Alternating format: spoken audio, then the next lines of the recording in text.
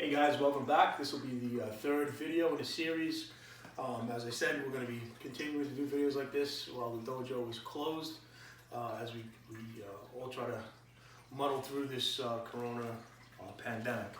So last video we left off with some stance movements, and we built them from our fighting stance, a good solid stance, some closed stance strikes, and some stance movement. So now what I'd like to do is go over some drills that we can use for stance movement. So I'm going to invite my son Matthew to come up again. So if Matthew and I are in our fighting stance, the drill is going to be, we want to try to maintain distance, okay? So it's a movement drill.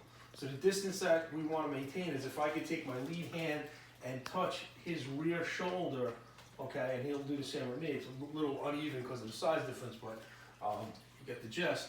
If I can touch his rear shoulder with my lead hand, this allows me to be in punching range, okay? I can get pretty much all my boxing strikes from this position. So the drill is going to look like this.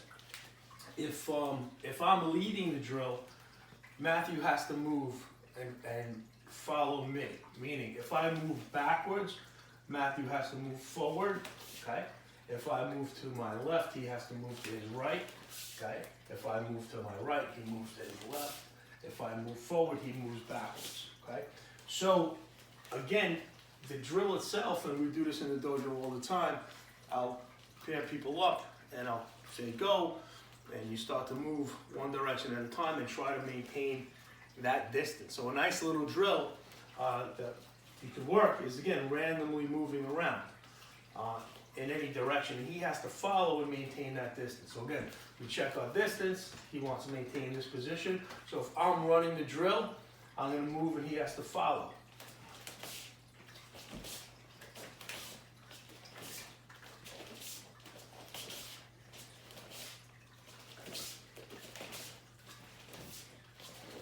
Okay. And again, if you mess up, easy to correct.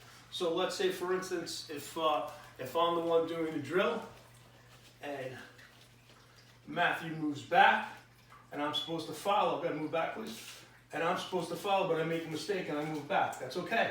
Just correct. He stays there. I have to take 2 steps maybe to get him. Okay. Or if he moves to his right, and I'm supposed to follow, and I make a mistake, okay, no problem. I'm gonna shuffle over. So if you guys are at home and say some of my students, if the parents are helping out or the spouses are helping out, you don't have to know the stance to help with the drill. Okay, I could just stand straight. If he's in a fighting stance, I could just step forward and he moves. I step to the right, I step to the left, I step back. Okay, so you can help the person out just by moving forward, back, side to side, and allow the student to work the drill. Okay, a little more of an advanced drill on movement is now. I'm going to keep 3 to 4 movements. I'm going to change 1. Okay? Meaning, if he moves back, I move forward. If he moves to his right, I follow. If he moves to his left, I follow. So now here's where the drill changes. If he steps forward, okay, I am no longer going to yield my ground. I'm not going to give my ground and step back. Now what I'm going to do, if you looked at video number 2, it talked about not only these shuffle steps that we're doing, but pivot steps. If he moves forward, I'm going to pivot. And I have 2 choices when I pivot. I can pivot to my right, here, okay? Or I can pivot to my left, here, okay? So now it forces him to react, okay? So again, if I do the drill with Matt and I don't have to stay in a fighting stance, if I step forward, he gets to pivot. Good. And now I would adjust. Okay, now I move, and I move. If I move forward, he has to pivot. Boom, now I have to adjust. Okay, so a little more advanced drill, okay, using that pivot. Now, one of the ways you could also do it as a drill, again, I'm going to force him to pivot. So if he's in his right-handed fighting stance, let's say he throws jab straight, jab straight. Now I step forward, he has to pivot. Boom, okay? Now I move. Step forward, he pivots. Step forward, he pivots, okay? So that's one nice, easy drill. You can do any type of pads you want, jab straight hooks, uppercuts, but you move in, person pivots, and then they have to adjust, okay? Another drill you can work, if he's in his fighting stance, again, he throws, let's say, the jab straight again, keep it simple, 1, 2, 1, 2. Okay, now when I step in, and he pivots every time he steps in, now he's gonna throw a hook right cross. So I step in, he pivots, hook right, okay? Jab straight, step in, pivot, hook right, okay? Jab straight, step in, pivot, hook right. One more time, jab straight, step in, pivot, hook right, okay? Okay, so that's another one more step, a little more advanced than just the movement drill. If you're getting really good at it and you feel comfortable, okay, the next evolution in the drill is now I'm actually going to take a swat, okay, and we're going to do blocks and soft blocks and hard blocks in some upcoming videos. But for now, Matthew's going to demonstrate just a duck and roll. So I try to swat. He does a nice duck and roll, okay. So now, again, jab straight, 1, 2, 1, 2. Now, when I go to do, I put my arm out like this to simulate a big wild punch. Not only is he going to duck and roll, he's going to step in and pivot. Boom. Once he comes out of the pivot, hook right. So again, jab straight, boom, jab straight. I'm going to come here. He's going to step in. I'm going to swat. He steps in and pivots, and now he's going to finish with hook right. Okay? Again, jab straight, step in, pivot, hook right. Okay?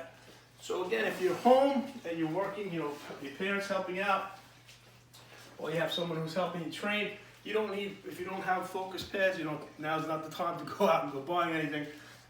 You could just open hands, just have the person, he's not going to hit as hard as he was hitting.